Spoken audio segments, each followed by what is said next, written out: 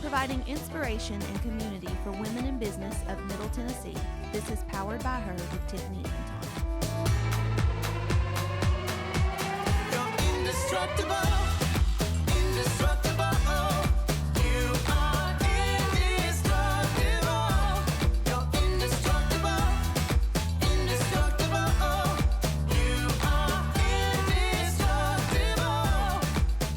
Hi, and welcome to Powered by Her. I'm Tiffany Anton, founder of Powered by Her. If you want to know more about Powered by Her, head over to poweredbyhercommunity.com. Find out all the events that we have, how to join the community, and support us even more. Today we have Hannah Davis in, queen of all things, director of communications with the school system, Putnam County School System, entrepreneur, founder of a Mom Talk conference, all the things. All the things. Four kids. Hi, Hannah. Yeah. And you're hey. like, you're young too to have four kids. I mean, you probably get that a lot. I but- just turned 34. Oh, that's so crazy. Everyone calls me Baby Hannah sometimes. Yeah, four kids. That's a lot. So, so let's start with a Vertical Coffee Co. Tell me Okay. what that is. So my husband Justin Davis and I bought what was Bros Tennessee Coffee Roasters in 2019.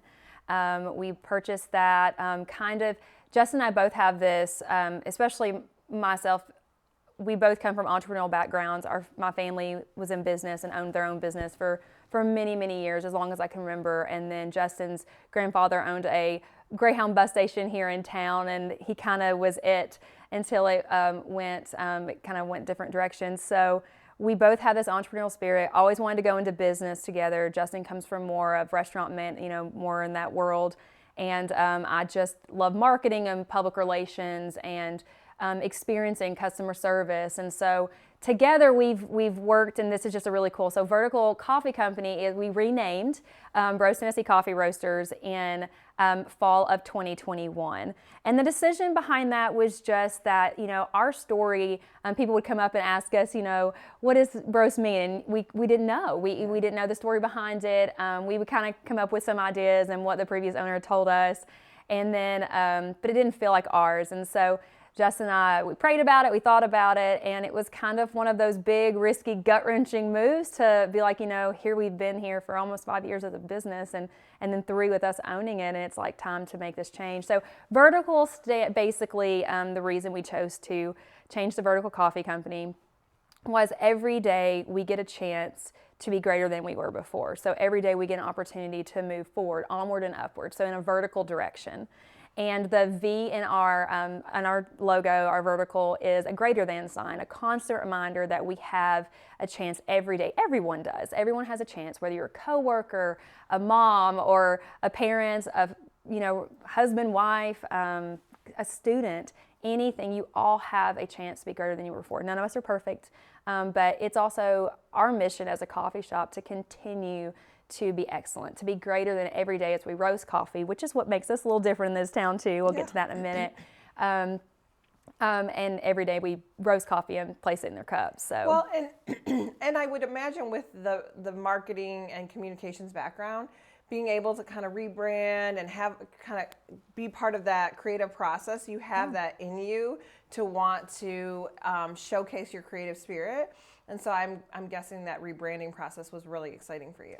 It is, and it's always really exciting to be able to tell your story and to have that. And I think what's been a little bit different is we've just been at a different time. It has taken a long time for us to get this rebrand complete, and it's still not completely done. Yeah. Things have just taken longer. People have lots of projects, and we're waiting on supplies and it's a different kind of world. So we've been patient. We're super thankful for everyone who's been patient with us.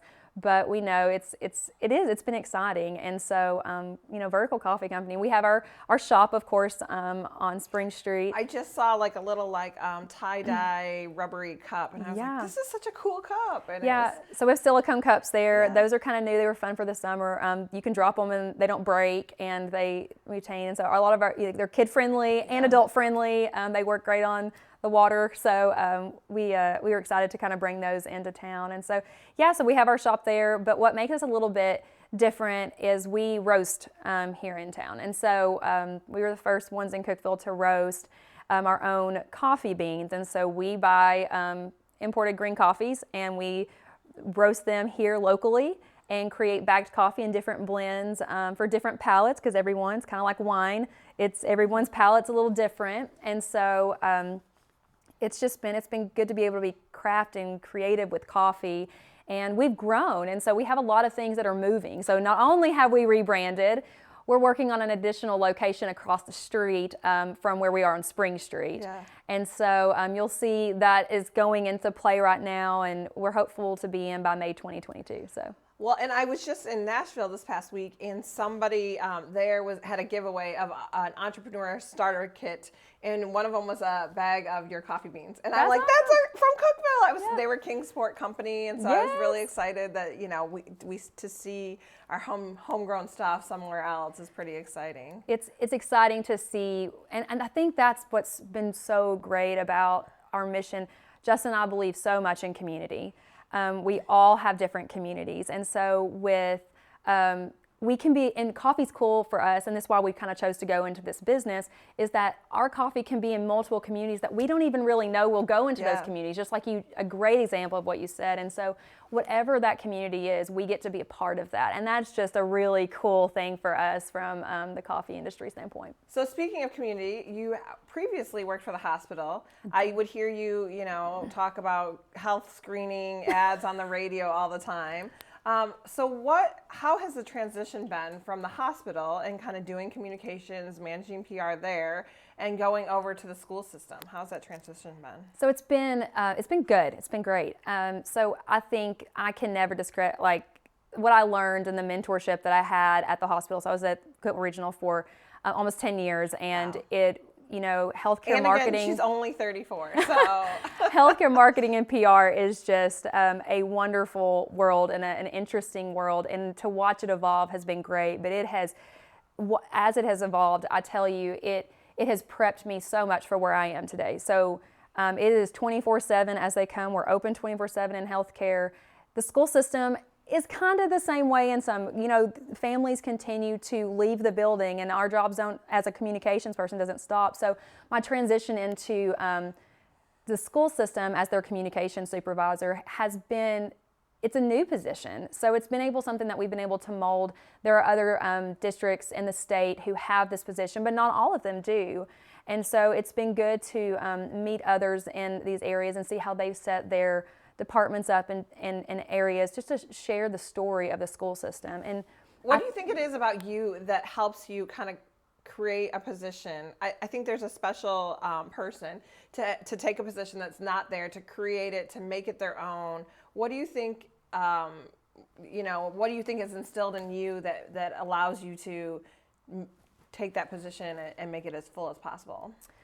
Well, I'll tell you, immediately what came to mind is having that little bit of entrepreneur mindset in me, or being, or skill in me, or I guess whatever you could say, that passion, because I do kind of feel like even though it's working for someone, you're still using those skill sets to say, hey, this is new and we need to create it to mold. It's a little bit easier when you're going into something that's already established and you can create it. But I think the biggest tip I have for people who are transitioning from one place to another is you have to take time to listen to what's going on around you, and don't just jump in and say, okay, scratch this, we're doing all of this. We have to take time to listen and see what programs and tools and the way things are set up at the current place. And then as you walk in, you'll be able to find that mold. I'm still finding that mold. I will still find that mold for many years. Well, and I figure with that entrepreneurial background, even if you're just somebody in a business position, which the school system is somewhat of a business,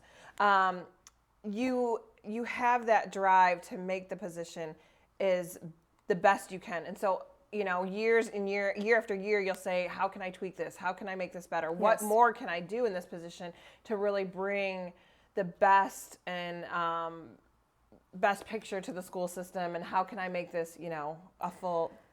I think you have to have a very selfless view of it too. To some extent, you have to be driven enough to go in there, but humble enough to back up and see what's out there. Because I look at things when I was at healthcare, it was, how are our patients, how's their experience? Mm-hmm. With our school system, it's how are we communicating to our families? How are we communicating to our employees? How are we communicating? And there's a lot of moving pieces within the school system. And we have 21 schools. And so it's like you're trying to find all the different pieces. And so that's going to take time in a new position. But if you can continue to have that drive and to see and to take time to really understand what is needed, and then you can go in there and you can hopefully do what makes it, help it better. Yeah. Improve it.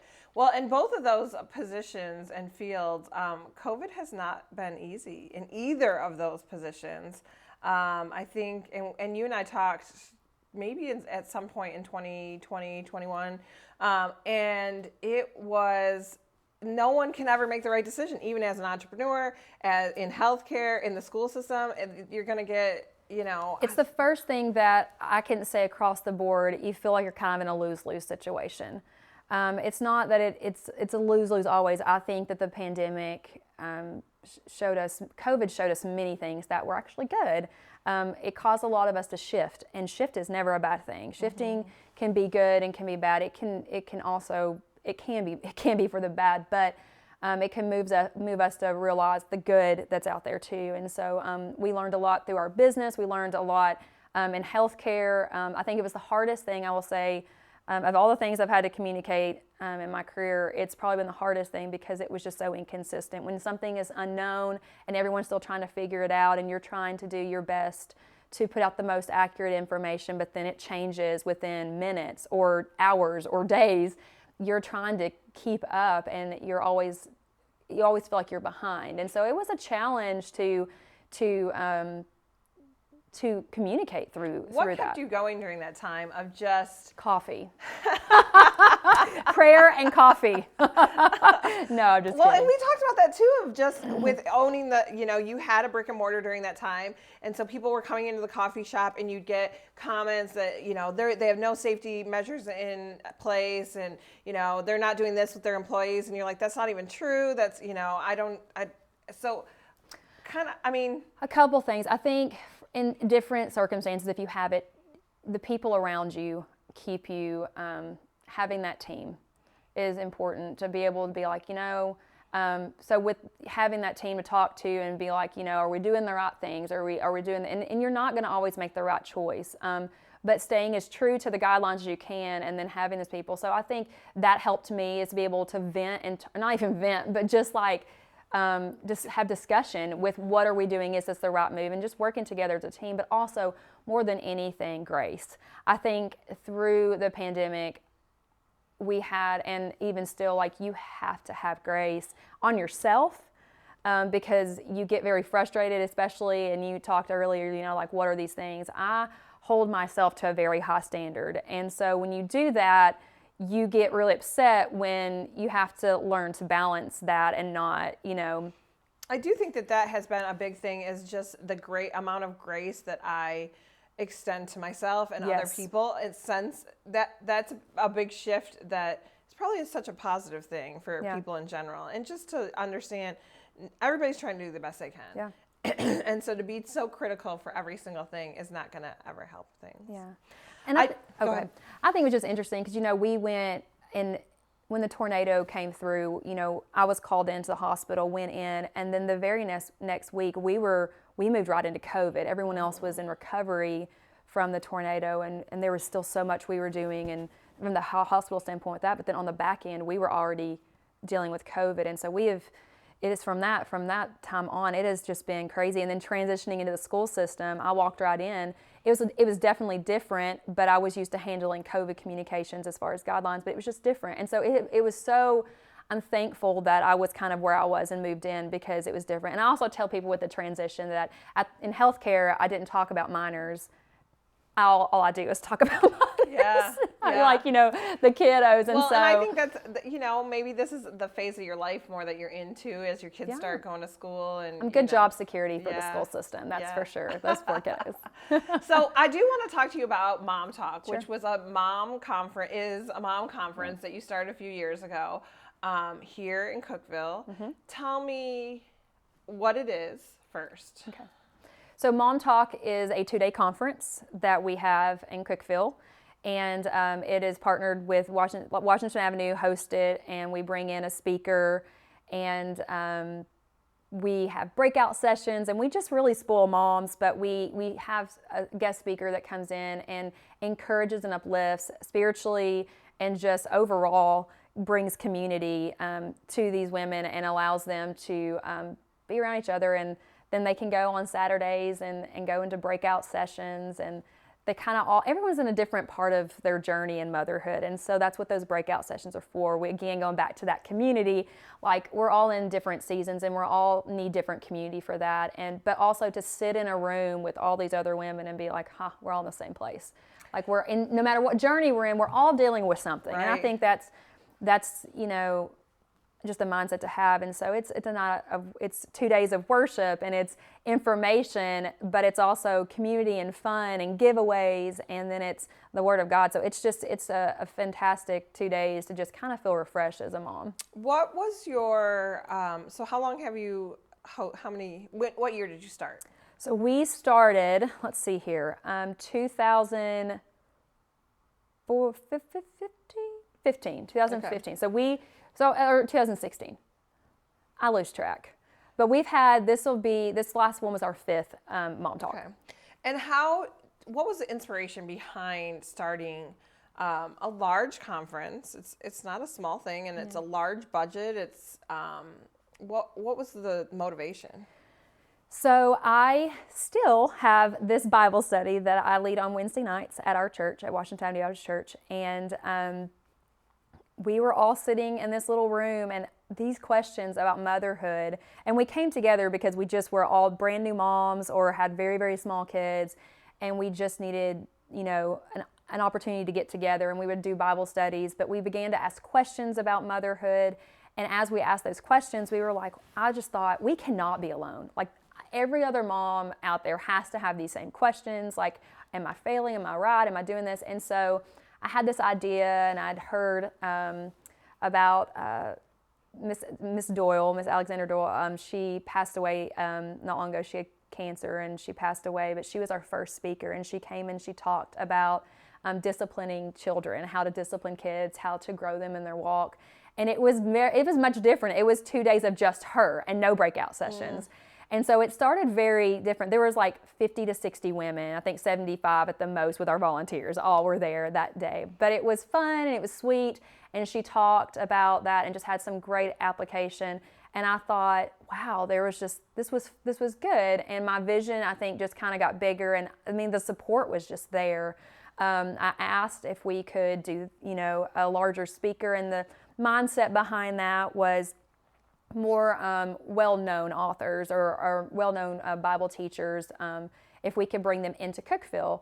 A lot of them do speak at conferences, actually not far away from us in other cities, but the cost is expensive. And there was a conference that they used to have for moms that was held in Nashville, and they don't exist anymore because it's very hard for moms to take time to leave their kids and to come. And so childcare was essential. And so the River and Washington Avenue together creates childcare for this conference. And I will tell you, the speakers that come in, they're like, this changes the game for you. Mm-hmm. And so I think just meeting women and moms where they are and say, we know that there may be an opportunity for you to come, and if you can, then bring your kids, and it's going to be fun for them. They're going to learn about Jesus and have fun too, and you can be refreshed as well. One of the things I think you mentioned, your Bible study was young moms. Everybody had young kids, and one of the things I think that's pretty easy to, when you have young kids, there's a lot of different programs, and you can go to the park, and there's play dates and stuff. Once you get to kind of older kids, your kids are in school, you don't have that connection as much. Mm-hmm. And you're kind of looking down the road of like, okay, well, what's next? How do I prepare for this? Yeah. And so I think one of the things with Mom Talk that's really important is that they're all different ages of moms. And so having kind of mentor moms, shout out to Lisa Reeves. Yes. Who's my little mentor mom across the street. And so it's so helpful to have a mom that's 5 years down the road, and okay, this is what's going on in middle school now, and this is how middle school is, or this is high school, and this is, when they start driving, and this is, connecting with people on your same level is not always as helpful as finding the moms that are down the road. So I will tell you this. We're actually, and you're right. So we've been with most of these moms. I was pregnant with, I think, with Ben, my second, when we started this Bible study. And we always base how long we've been in this Bible study based on when I had a child, because I've had several. And so anyway, but a lot of those moms are still with me. And they've been with me, and we've had moms move, and we've had moms come and go in different seasons. But I will tell you, we're at a place now where some of our kiddos they're on into high school and they're middle school. And this is the time where we become extremely busy. And my I should say my preach, but like my speech, I guess, is, with Bible studies in particular and opportunities that women have currently to be a part of things, you have to have enough, I guess, Value? commitment. Okay. Yeah, commitment to say, this is worth it. This is a value. You could say value. I want to commit to this. This is good for my soul. This is good for who I am. It's almost mental health, but it is like, this is good spiritually, and you have to be committed to do it. But I think on the flip side, the people who are organizing those things, you have to Yes. provide enough value to So, have them yes. want to commit. And then on the flip side, so I would say, because I tell the moms a lot in the Bible study, I'm like, it's going to only get harder from here. And if you make a commitment, and if you have a season, go, but come back or find something else. Just find what you can find in that season. But that mentorship is huge, and let me flip to that. So if you don't have a mom conference to go to, or if you can't come to a mom conference, you're absolutely right. Mentorship, and this is where I've not done as good of a job, but I will tell you where my holdup was with it. I felt it was everyone else's responsibility to come to me and say, hey, I want to mentor you. That's not always how it works. And honestly, it's probably not how it's going to happen anyway, because no one's going to walk up to a mom and say, hey, you need help. Yeah. Maybe they would, and I hope you guys have those mamas in your life. But I think we have to be willing to say, I need someone to talk to. I need a Lisa Reeves. Yes. I need Yes. a Lisa Reeves. And walk up to them and say, hey, can we just go to lunch? I just need to talk. How do we do this? Yeah, Yes. and I think you do need to find those moms who are a few steps ahead of you, Yeah. and to have that. And so currently what our Bible study is going through right now is, we go through Bible studies and books of the Bible, and we dig into the Word of God, but we have come back and we're like, we just need some help. We need a refresher on parenting. And a lot of that is Lisa Reeves is coming and talk with us for 2 weeks. Like we're bringing in those older moms because we can't possibly have Lisa all Reeves the answers. isn't old. She just has older kids. Let's just put That's that right. aside. Well, I'm just a baby, remember? We're just going to Yes, go back. Yeah. yes, yeah. But no. But we're bringing in those moms who have older kids and learning from them. And So let's talk a little bit. So a lot of our people are either our audience are either in entrepreneurship or Sure. interested in entrepreneurship. And you and I talked about a conference probably about a year ago, and I said, well, why don't you run this as a business? You could have this conference be a moneymaker, and it could, your whole you could do this full time. Yeah. And you were not interested in that. And so tell me kind of how do you figure out the structure of planning a conference? Because I think that people have on their hearts some sort of topic that they feel is valuable, but they don't even know what to do or how to go about it. Or I think don't be afraid. You have to start. You have to rise up and put one foot in front of the other and just start making things happen. I think it comes with an idea. Get a good team of people around you. The committee that I had, and they have come and gone. Some of them were all moms at one point. The first conference was all of us from the Bible study. That was kind of just the few select that wanted to be involved. We got together and said, let's throw some ideas, because you can't have a strength. You can't be everything. Right. And so if you Although we try. but if you bring other people in alongside you, you can create something really special and something that might grow to be very, very successful if you want to, however that looks and however you measure that success. For you personally, what was the decision to not kind of put all your eggs in that basket and say, yeah, let's go all in with Mom Talk? I don't think that I ever had the vision for it to be that. I think that I was thrilled to partner with our church in doing it. I think that I have my my job at the time at the medical center, and so I wasn't I just don't know. I don't know whatever didn't send me that way, but it was something that I wanted to do to provide something local for women. And Sometimes I think that women, some women think that knitting and crocheting is a good hobby, and I think other people, I think you're one of these people, and I'm one of these people.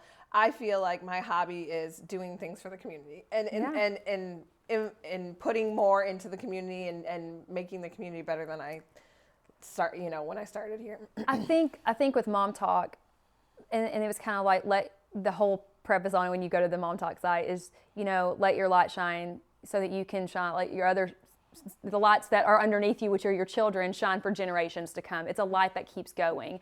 And I think the mindset of it was if we can reach even 50 women if they showed up. And that's why I said don't be afraid. If it's an idea, start it. If it's 50 people, that's great, because your impact will go on. And I think you have to realize that you may never know what your impact is on that. And it's not for yours to know. But if people can change and raise their children up as children who love Jesus and are a lot for Jesus, and this conference gives them a little bit of a tool or a help or something speaks to them that allows them to go and become better women of God so that they can shine their lights and their kids can shine their lights, I think it's worth it. And so I think for me, that's why the conference exists, and that's what I wanted it to be for our community, and a resource, but not always just, and there's also things, again, topical, like how do we discipline our kids, or how do we talk to them about topics that are coming up that we didn't deal with in middle school and younger. And so I think technology is huge, and I think that you've got to bring in teams, and that's where we bring in the local community, those breakout sessions. So we do bring in that named speaker, but also creating local and making it local by bringing in the people in our community who are fabulous people, knowledgeable people into the community. So I think before we wrap up, what else? I mean, we've covered it all. Anything that you want the listeners or viewers to know about Hannah Davis? About Hannah Davis, we love this town. We love Cookeville. We love our area, and we just want people to thrive in their communities. We want to be helpful in the community. Everything we do is within it is just, we want to love people well. And I think that with my job at the school system as being communication, like, we can love people well in every day that we walk in the door. When we are at the coffee shop or when we're talking, like, every decision we make is to love people well. Mom Talk, it is just to love on moms when they walk in the door. And I think if we can do that, and if you can go into community and love people well, I think that's kind of where we're at. That's the legacy you're leaving, is love people well. I think love them well, and the light that Jesus would be, because I think it's that important. But I feel like it has been a long, to be young, it has been a journey, but it is a journey that, and I also tell you this, like, we have a lot going on, but I tell people, they're like, how do you do it all? And I will say, it's our chaos, and everyone's chaos looks different. Yeah. And I think we have to give each other, not judge each other, not be hard on each other, but lift each other up, and just be like, hey, they're doing their thing, and that's okay. Yeah. If you want to check out Vertical Coffee Company, head over to Spring Street, and you can stop in there, grab a cup of coffee. You're on social media, correct? At Vertical Coffee Company. There you go. And Mom Talk, how can people find out about Mom Talk if the date comes out around? Yes, at Mom Talk Cookeville. Okay. Or momtalkcookeville.com. There you go. Check her out. Go see Hannah. She's everywhere. She's all around this town. If you want to know more about Powered by Her, head over to poweredbyhercommunity.com. Like, share, subscribe, do all the things. Leave us a review and let us know what you think about the podcast. Thanks for tuning in.